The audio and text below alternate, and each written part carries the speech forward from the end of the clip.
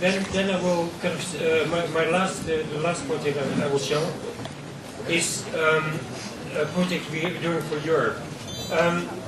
You may know or may not know, and maybe this is the right moment to explain this issue. In order again to dismantle the negative effects of the star architect status, we have created or subdivided all this in two parts. One part produces architecture and continues to produce architecture, and that is still called OMA. But the second part is called AMO, the mirror image of OMA. And with that one, we increasingly launch ideological campaigns, such as the campaign against the skyscraper, try to deal with subjects that the typical architect would never be able to deal with, such as preservation and regime. And more recently, where we are starting to do overtly political work, in this case for the European Union. This is a representation of the idea of the European Union from 1948, immediately after the war. And for me, it's a very intelligent way of showing what it is about, a way which actually clarifies many of the issues that confuse people both inside and outside Europe. Because instead of becoming one, and instead of becoming a homogeneous entity, where the individual features are getting less and less, it clearly shows that there will be a new entity, Europe, but that entity is propelled by the individual nations that retain their individual character in order to produce this new collective entity. But what it shows in a very beautiful way is that the collective entity will coexist with the individuality of each nation. And I think that is both reassuring for Europeans, because it means that they don't have to abandon their character, but it is also very clear for the outside world that is now relatively confused in terms of having to handle both with the larger entity and with the individual nations on a day-to-day basis. That Europe is losing its color and losing its individual character and becoming blue. And so recently we have worked for the European Union in terms of trying to represent their own identity in a more contemporary way, in a way that was both more exciting and that introduced less misunderstanding. And so what we developed for them was a barcode in which from west to east every nation is represented, and which has the kind of added advantage that Europe can grow from its previous 15 to now 25, and that there is kind of still more room for growth. And what this symbol kind of suggests is that each of us remains more or less the same, but together we form a new and more dynamic and more powerful entity. What is kind of usually not deeply appreciated is that the reinvention of Europe is a very radical enterprise, and that what has happened in the past 25 years in Europe is a unique experiment where a continent kind of decided to abandon war and to abandon basically everything that was bad, and to find a way of coexisting peacefully, and not a peace defined by kind of military balance, but on the contrary, a peace defined by a new code of behavior between people. And of course, a new code of behavior is something that doesn't speak to the imagination. It's a highly abstract thing. And that has been one of the fundamental problems of Europe, is that since it is an entirely new way of defining power through paper rather than hardware, it has to find an articulation. And so that problem has caused inside Europe an enormous doubt and enormous skepticism against Europe, because Europe is supposed to be bureaucrats, and we don't like bureaucrats, and for that reason a large part of the population of Europe is skeptical about the people who run Europe or the European Union. And so what we needed to do in this effort is to show that it's not a bureaucracy, but it's simply a new way of exercising power and a new way of tying people together. So So what you see here is basically what we did is kind of create two interlocking panoramas.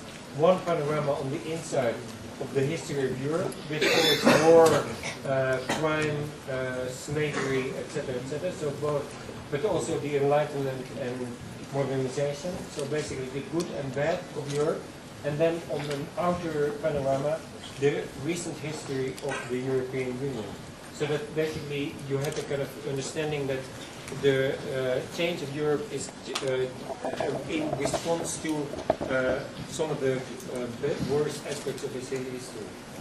And so we also needed to kind of really investigate the status of the bureaucrat. This is the current president of the European Commission, Romana Prodi. Can I do a test? How many people of you have heard of him? This is really the most incredible test I've ever seen, because it shows that our leaders are completely anonymous. You don't know them, and you don't have a way of knowing their importance. But this person has kind of, in 4 years, has negotiated the extension of the European Union from 15 to 25 nations, which is an incredible achievement. He has introduced the euro, which is an incredible achievement. And he has just, before he left, agreed negotiations with Turkey so that for the first time an Islamic country will join Europe. So those three are unbelievably kind of radical steps, and no one here is aware of the credit of this. And that is both kind of success and failure, because it shows that we have found a new way of being powerful, namely a way which is completely anonymous and which doesn't participate in the kind of ghastly circus of Bush and co.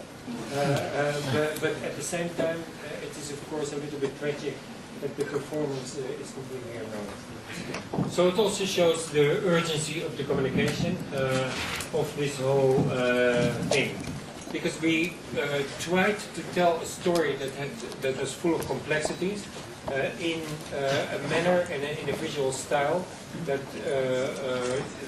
made simply propaganda for this new entity. But propaganda, of course, is a very negative connotation.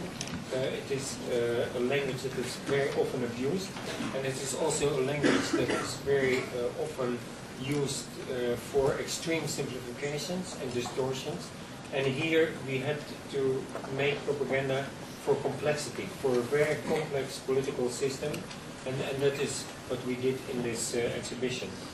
So this is kind of part of the political history.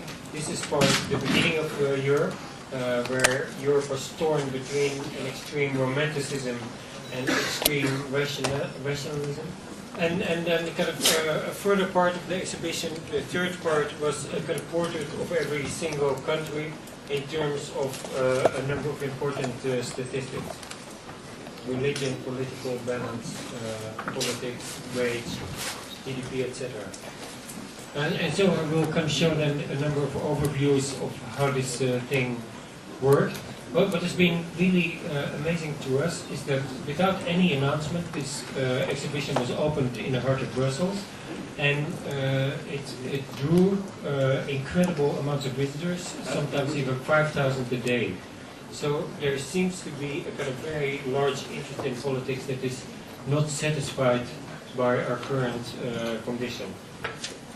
In order to basically declare one of the founders a hero, we made a kind of gold statue to claim that even bureaucrats can be heroes.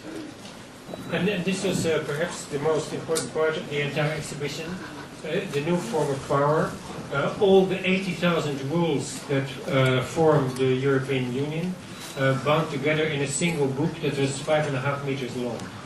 The beautiful part of this model, again, that is not based on the military, but the sections of this book are adopted not only by people who want to be part of Europe, but any nation that wants to interact with Europe. So there are African states who are taking over sections in terms of norms and regulations so that they can easily import and export. Sections in South America that are taken over by others. So in that sense, these rules are spreading like a virus over the world and improving in general communication. This is the last image of the presentation. These are also important politicians in Europe. I'm sure you don't know them. This is Romana Podium. And what I want to show with this image and want to convey with this presentation is that the interpretation of the architect as somebody who merely gives form is actually a very severe limitation.